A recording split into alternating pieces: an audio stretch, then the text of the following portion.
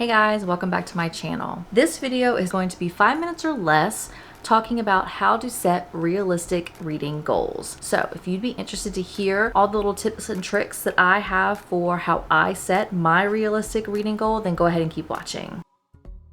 The first thing that I thought about when I set my realistic reading goal was I looked at my work and my life and kind of identified what is realistic given those two massive categories. For example, are you a full-time student? Are you a full-time employee? Are you a stay-at-home mom? Are you a wife and a mom with school-aged children? Or are you a combination of all of those categories? Consider those things when you're trying to think about a realistic reading goal. The second thing that I did was to identify how much reading you can spare weekly. What times can I set aside or that I'm anticipating available to me to read each week? Such as, can I read before work when I first wake up? Can I read at night before bed? Can I read throughout the day, like at lunchtime, at break time? I identified set times that I planned on reading every day during the week to kind of gauge what is realistic to me in my life. And then tip 3 was I used Storygraph to identify kind of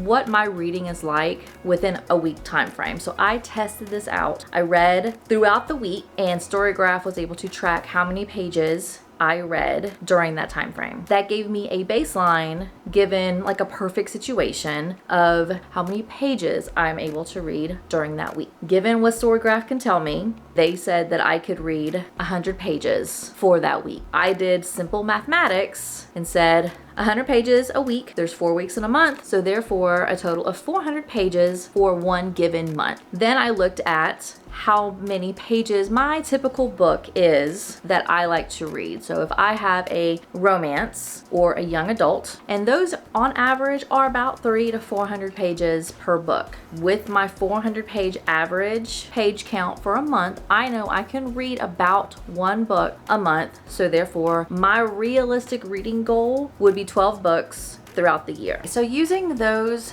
3 tips that I just said, the last thing I just want to put out there is don't be too optimistic. So if this is the first year that you're really setting a reading goal, don't be too optimistic thinking that you're going to be able to read 15 books when the simple math that we just did says that you can only read about 12 books. For the first year, just do a good baseline. Realistically, if you think that you can read 400 pages within the month and your average book is 350 pages, I still would round down and say 1 book a month. Maybe next year you think that you could read 13 books instead of 12, but I would say for the baseline, for a good gauge on just an average annual book count, don't be optimistic. Really think about what you're going to do, because things are going to happen. You're going to get into a book slump. You're going to have life that happens. And so don't think going off just simple math, round up and say, oh, instead of 12 books a month, I'm going to do 15 and round to the nearest 5. Don't do that the first year. Just realistically look at what you think that you can do, engage from there. So to recap what we just talked about, you need 3 things, 3 main tips